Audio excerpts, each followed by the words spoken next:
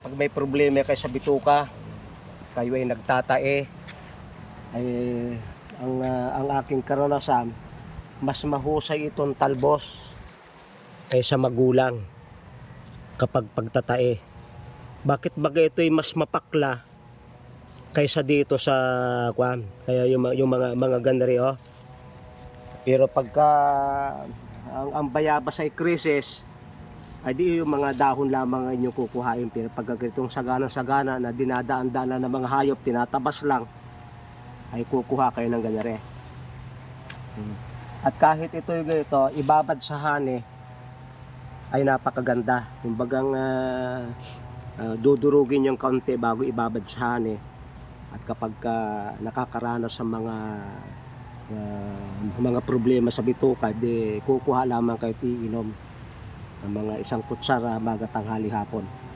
Kaya maganda itong mapula, yung mga bayabas sa pula, dahil sa kwan ay mas mabisa daw yan kaysa doon sa puti. Isa pa ay mayroong anthocyanin siya. Lahat ng pula ay mabuting igamot sa kanser.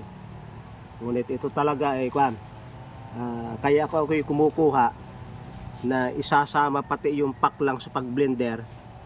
Ay may gagawa ako ng isang kakilala natin ay nagkaroon ng sakit sa balat na kinakailangang magamot, mahirap yatang gamutin. Ay ang aking hangad ay magiling, mablender pati yung sanga. At saka hindi gaanong makonsumo sa oil. Pagka ito ay gagawin pa sa bagay, pwede rin naman na kwan. Pero ang kwan ko ito sa pagtataiho ay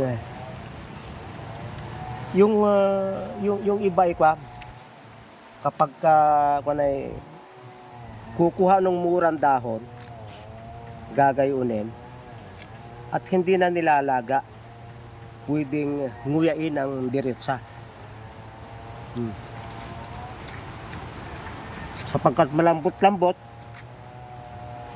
madaling madurog, tapos unti-unti ng lunok yung katas, ito'y matagal sa bibig. Kapag kayo'y nagpaplano na huminto sa paninigarilyo, ang inyong bunganga ay lagi inyong lagyan itong dahon ng kwam, ng bayabas. Kahit ito lang, oh, ganyan ang ilalagay nyo sa bibig. Hayaan ninyo doon. Ang kwan nito ay mamamatay yung mga bakterya sa bibig, matatanggal yung mga nakadikit na nicotine jam, at yung lasa ng bayabas ay ika-counter yung pananabik sa paninigarilyo. Pag tayo nagsisigarilyo, dapat yung ating bibig ay lagi may nakalagay. Huwag yung mentol na candy, pagkat yun ay nakakatakaw lalo sa paninigarilyo. Magaling pa ay ating palitan ng ganito, apple o pipino na nakalagay lahat sa bibig. Dahan-dahan. At yun ay magpuproduce tayo ng laway. At yung laway na yon ang lilinis sa bibig. Kaya ako tuwan-tuwa na balita sa inyo na maganda na mag-stock tayo nito. Ang gagandang tingnan, no? Gaganda, no? Kasi ang hanggang likuran ay walang kwano, walang insekto. Bihibihira ang bayabas sa ganare. Ngayon ay panahon na matatapos na yung tag-ulan at nagsisimula ng tag-init. Ito'y pinagpuputol, kaya sumuloy ng ganyang kaganda. Ito yung kanyang puno, humapay, kaya sumuloy dito. Ang gandang kano. Pwede itong i-stock.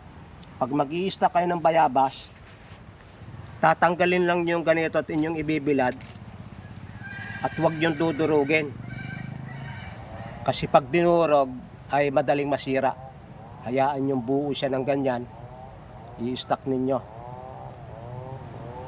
Maraming salamat po sa inyong pagsubaybay sa Natural Wellness si Pastor Vito.